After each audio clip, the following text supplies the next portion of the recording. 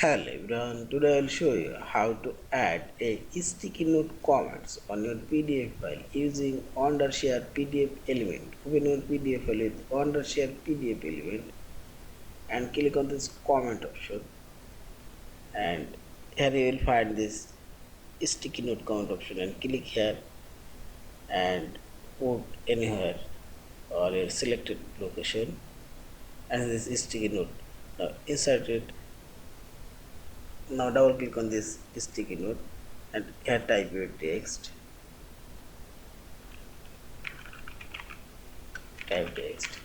and put your mouse cursor here and see this type text showing here, and also you can edit this text.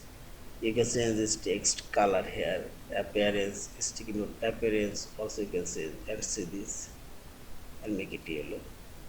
Yeah, in this way you can change and change the sticky note location and so on.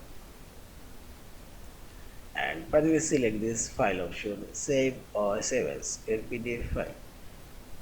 Thank you for watching. Please subscribe, like, share and comment.